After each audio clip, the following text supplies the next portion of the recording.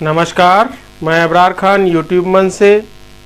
आज हम लोग चर्चा करेंगे नेशनल हेराल्ड के बारे में कि आखिर नेशनल हेराल्ड क्या है और इस पर ईडी बार बार शिकंजा कसने का काम करती है राहुल गांधी, सोनिया गांधी और कांग्रेस के लोगों के ऊपर। तो ये मामला क्या है, इस पर हम लोग आज चर्चा करेंगे। जो भी नए साथी जुड़े हैं चैनल को सब्सक्राइब करें और ज़्यादा से ज़्यादा लोगों तक शेयर करें। अभी हाल ही में आपने सुना होगा कि राहुल गांधी जी ने एक ट्वीट किया था। उस ट्वीट के माध्यम से उन्होंने रात में ट्वीट किया था 1:00 पे कि हमारे पास ईडी के एक प्रमुख अधिकारी की सूचना आई है कि ईडी आपको बहुत जल्द रेड मारने वाली है। और उन्होंने अपने उस ट्वीट में कहा था कि शायद चक्रव्यूह वाला हमारा बयान पसंद नहीं आया तो हमारी तरफ से स्वागत है और चाय और बिस्किट हमारी तरफ से होगा। उन्होंने ये बात कही थी। तब से ये बात सुर्खियों में आ गई और हफ्ते 10 दिन बाद वो बात सामने भी आ गई, जिसमें कि राहुल गांधी के ऊपर ईडी अपनी कार्रवाई करने वाली है। इसको लेकर के सूचना भी आ गई और न्यूज़ में भी ये चीज़ें फ्लैश हुई।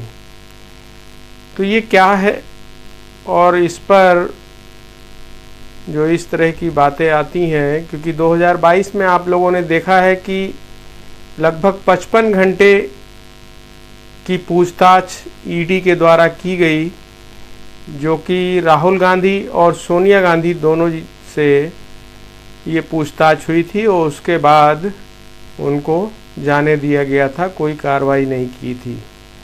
तो आपको हम पहले ये बता देते हैं कि ये क्या है, उसको आप लोग समझ लें। तो आप लोगों को हम बताते हैं कि नेशनल हेराल्ड क्या है, पहले इसको समझ लें।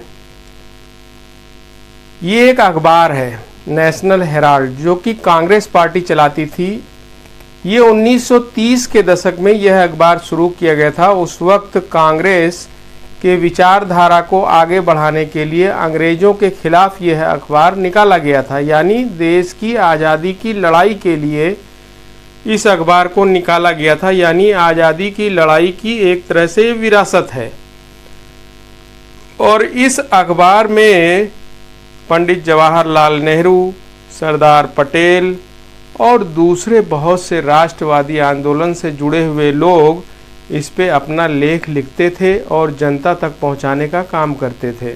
अखबार किसी तरह से उस वक्त से लेकर अब तक चलती आई और एक परंपरा है जिससे उसने कायम रखा। राष्ट्रवादी सोच की उस सोच को उसने कायम रखा। राष्ट्रवादी सोच की उससे चलने वाली कंपनी का नाम एसोसिएट जनरल लिमिटेड था, जिसकी माली हालत धीरे धीरे खराब होती चली गई। 2010 में यंग इंडिया लिमिटेड नाम से एक कंपनी बनाई गई और यंग इंडिया लिमिटेड जो कंपनी बनाई गई उसके majority share holder 38% share holder अकेले राहुल गांधी थे और दूसरे लोग उसमें सोनिया गांधी और कांग्रेस के ही बड़े नेता थे।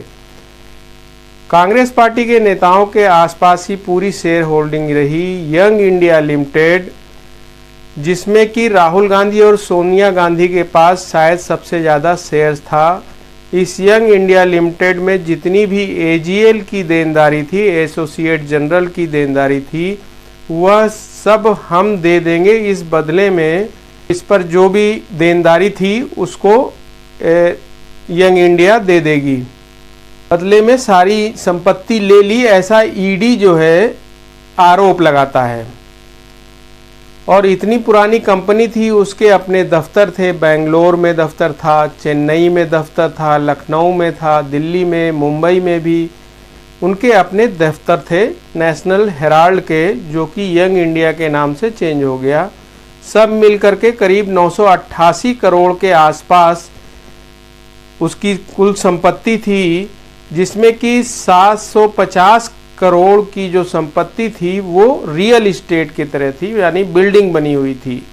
जो कि इस कंपनी के पास थी। जो ईडी का आरोप है कि थोड़े पैसे में ही उसकी देनदारी खरीद ली। कहते हैं कि 50 लाख रुपए में ही खरीद लेगी, और यह 50 लाख की कांग्रेस से लिए गए, पार्टी के कोषाध्यक्ष थे उस टाइम के मोतीलाल वोरा जी, उस जमाने में उससे ली गई थी। उसे एजीएल की जो देनदारी ली गई, और फिर जो जेएल की जो देनदारी थी वो उसको ख़त्म कर दी गई। फिर एजीएल की परिसंपत्तियां भी यंग इंडिया को मिल गई, और इसलिए आपने एक ऐसी कंपनी की देनदारियां और परिसंपत्तियां ले ली, इसको लेने का आपका कोई अधिकार नहीं था, ये कहता है ईडी।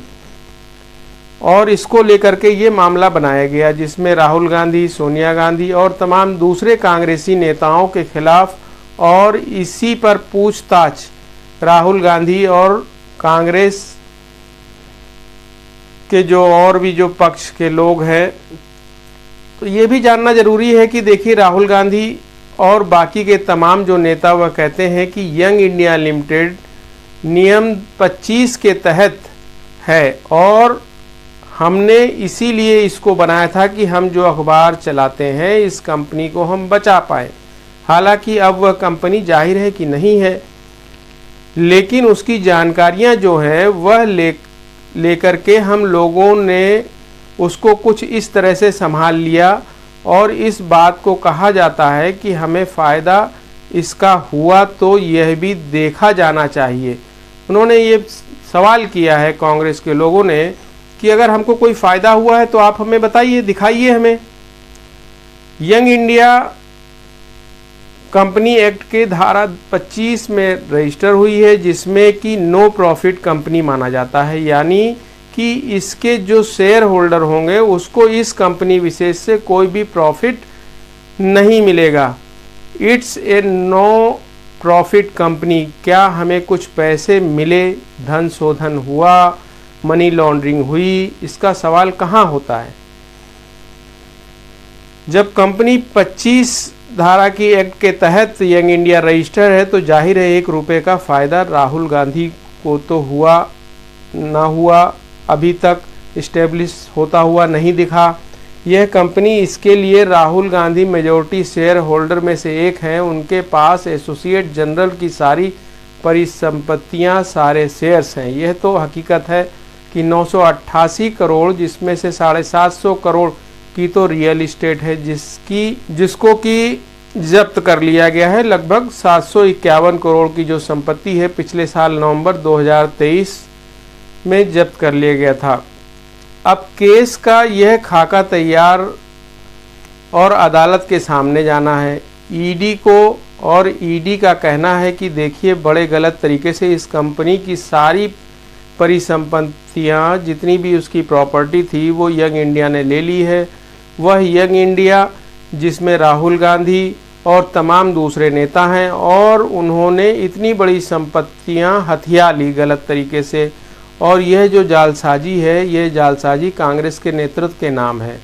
कंपनी यह कैसे हो सकता है कि यंग इंडिया 1 रुपया ट्रांसफ़र किसी को नहीं कर सकता, तो जालसाजी किस बात की। यह बात कही है अभिषेक मनु सिंघवी जी ने, जो कि कांग्रेस के नेताओं के लायर हैं। वह कहते हैं कि आप बताइए कहाँ है पैसा, किसके पास, कौन से पैसे कहाँ ट्रांसफ़र हुए, क्या राहुल गांधी को रुपये मिले, सोनिया गांधी को 1 रुपया भी मिला, और अगर नहीं मिला तो केस किस बात का है।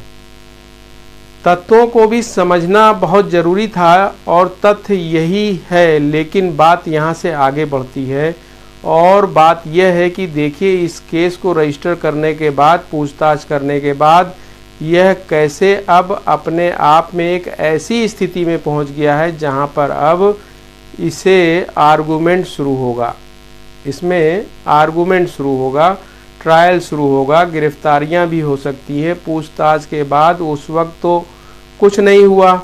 अभी जो उस टाइम की स्थिति, मौजूदा स्थिति है, जिसमें कि हम लोग देख रहे हैं ये लोग किसी को भी गिरफ्तार कर लेते हैं, जिसमें कि बड़े राजनीतिक नेता गिरफ्तार हैं, उसी वक्त कांग्रेस को लग रहा था। और आपको याद होगा आंदोलन किस तरह से कांग्रेस दफ्तर के बाहर ज़बरदस्त तरीके से प्रदर्शन कर रहे थे, और हम लोगों ने देखा था कि किस तरह से यह शिकायत की जा रही थी कांग्रेस के द्वारा कैसे राहुल गांधी को फंसाया जा रहा है। राहुल गांधी के बारे में आपको एक बात पता है कि उन्होंने 7 सितंबर 2022 को भारत जोड़ो यात्रा पर निकल गए थे। कन्याकुमारी से कश्मीर लगभग 4,4200 किलोमीटर की यात्रा उन्होंने की थी पैदल, और वह यात्रा कहते हैं कि जिसने पूरी फिजा भारतीय राजनीति की वह बदल दी। और इस बार जो चुनावी नतीजे सामने आए हैं और जिस तरह से वह 2 यात्राएं हुई, बाद में पूरब से पश्चिम की यात्रा, और उन दोनों यात्राओं ने एक जो न्याय पर आधारित थी और एक जो भारत जोड़ने पर आधारित था, भारत जोड़ो यात्रा, भारत न्याय यात्रा, इन दोनों ने मिलकर कांग्रेस को ऐसा लग रहा है कि आज की तारीख में उससे इस पर ध्यान देने की ज़रूरत है। जाहिर सी बात है कि जो इस दोनों यात्रा ने जिस तरीके से देश की राजनीतिक दिशा और दशा को बदला था, तो इस पर कांग्रेस को ध्यान देने की ज़रूरत थी ही। सियासी तौर पर वह जिंदा है, इस स्थिति में लाकर खड़ा कर दिया कांग्रेस को, लेकिन आज की तारीख में उनके नेता ही मुश्किल में है। क्या यह भी होने जा रहा है कि राहुल गांधी की गिरफ्तारी भी हो सकती है? क्या यह तमाम ऐसे सवाल आज की तारीख में जो भी सामने आए हैं, गिरफ्तार कैसे हो सकते हैं? आप पूछ सकते हैं, कोई तो है ना, बहुत से लोग जिनके पास अभी तक मामले साबित नहीं हुए हैं, जैसे मनीष सिसोदिया को आप देख लीजिए, अभी अभी जेल से रिहा हुए हैं। अरविंद केजरीवाल जी को देख लीजिए, जो अभी जेल में ही हैं। फिर वो जैन साहब हैं आम आदमी पार्टी के, वो भी अभी जेल में ही हैं। और इन लोगों की गिरफ्तारी की, आप कह सकते हैं कि बहुत से ऐसे लोग हैं जो ईडी के दायरे में आ तो रहे थे, लेकिन भारतीय जनता पार्टी के साथ होने के बाद गिरफ्तारी नहीं हुई। तो यहीं से सियासत शुरू हो जाती है क्या? ऐसे मामले सियासी तौर पर भी गढ़े जा रहे हैं, मेरिट क्या है? लेकिन राहुल गांधी अपने ट्वीट के जरिए दरअसल यही बताने की कोशिश कर रहे थे कि कहानी कुछ है, बताई कुछ जा रही है और मुझे लपेटे में लेने की कोशिश है। ईडी मुझे पहले भी पूछताछ कर चुकी है। राजनीतिक रूप से उतना ही ज़्यादा इवेंटफुल है जितना कि फर्स्ट हाफ, जिसमें कि आम चुनाव हुए और एक नई सरकार देश को मिली, जो इन महीनों में 3 राज्यों के चुनाव होने हैं। और जो 3 राज्यों के चुनाव होने जा रहे हैं, कहा यही जा रहा है कि जो कहानी कसर बाकी रह गई है लोकसभा चुनाव में, उसे इस चुनाव में आप पूरा होते देखेंगे। या तो भारतीय जनता पार्टी इन तमाम 3 राज्यों के विधानसभा चुनाव को जीत कर साबित कर देगी, भले ही उसे लोकसभा में सीट कम आई बहुमत से, लेकिन वही असली पार्टी है। देखिए, राज्यों में खास तौर पर महाराष्ट्र, झारखंड और हरियाणा नंबर 1 पार्टी है। लेकिन अगर विपक्ष ने इन तीनों राज्यों में झंडा गाड़ दिया तो इसके बाद यही कहा जाएगा कि 240 पर लेकर आई विपक्ष भारतीय जनता पार्टी को 330 के आंकड़े के नीचे खींच लिया, यानी 63 सीट, और उसके बाद अच्छी तीनों राज्यों में हरा दिया, यानी कि पॉलिटिकल अवसान है। जैसा कि आपको बताया कि 4 जून को टाइम्स ने एक न्यूज़ छापा था कि मोदी जी का डाउनफॉल शुरू हो चुका है। तो उसी बात को बताने की कोशिश की जा रही कि ये पॉलिटिकल अवसान हो जाएगा अगर 3 राज्य ये भी हार जाते हैं, भारतीय जनता पार्टी अगर ये हार जाती है, यानी डिक्लाइन है वह भारतीय जनता पार्टी का और प्रधानमंत्री मोदी जी का शुरू हो गया है। चुनाव के दरमियान कहा यही जा रहा था कि एक नई बात सामने आ रही कि राहुल गांधी को ईडी के तरफ से फिर बुलावा मिल सकता है। इसके क्या नतीजे निकलेंगे क्या यह चुनाव को प्रभावित करने जा रहे हैं? क्या भारतीय जनता पार्टी को इसका फ़ायदा होगा? इतना हम ऐसे प्रश्न हैं, ये सब ऐसे प्रश्न हैं जो कि आने वाले दिनों में निर्णायक होंगे। और यह प्रश्न भी कि क्या सेबी के, और यह भी प्रश्न है कि क्या सेबी के ऊपर लगे आरोप तो वहाँ जांच नहीं हो रही? आप राहुल गांधी पर अड़े हैं, लगे हैं, तो वहाँ इतनी संगीन जांच कैसे हो रही है? ये तमाम प्रश्न है, क्योंकि विपक्ष उठा सकता है और आने वाले दिनों में इसी बात पर सारी बातें देखने को मिलेंगी। राहुल गांधी आने वाले दिनों में जब ईडी के द्वारा बुलाए जाएंगे तो वह सियासी ज़्यादा होगा और फिर मामले में जरा दम है, इसी कारण उन्हें बुलाया भी जाएगा। तो दम कैसा है इसको भी विचार करना होगा, क्योंकि अगर ईडी ने इस तरह का काम किया कि राहुल गांधी को बुलाने की जो बात कही जा रही है, तो इस पे विचार करना होगा, आम व्यक्ति को विचार करना हो। क्योंकि आपको एक बात पता होनी चाहिए कि कांग्रेस ने 22 तारीख को देशव्यापी घेराव का आह्वान किया है और उस घेराव में जितने भी ईडी के दफ्तर हैं देश के सभी राज्यों के मुख्यालयों पर, वहां उनका घेराव किया जाएगा, सिर्फ इस बात पर कि ईडी प्रमुख जो हैं उनको तुरंत बर्खास्त किया जाए, वहां से हटाया जाए। तो अब अगर ऐसी स्थिति में अगर ईडी प्रमुख उन पे कार्रवाई नहीं करती है तो राहुल गांधी पे कैसे कार्रवाई कर सकती है, ये आने वाले समय में देखना होगा। और देखने वाली बात ये होगी कि क्या नेशनल हेराल्ड, जिसने देश की आज़ादी में एक प्रमुख भूमिका निभाई है, क्या उस पर भी सवाल उठ रहे हैं? ये आज़ादी की लड़ाई का एक ऐसा स्मारक है जिसने अपनी अहम भूमिका निभाई है। तो निश्चित रूप से जो भी साथी हैं, जो नए साथी जुड़े हैं, चैनल को सब्सक्राइब करें और ज़्यादा से ज़्यादा लोगों तक शेयर करें।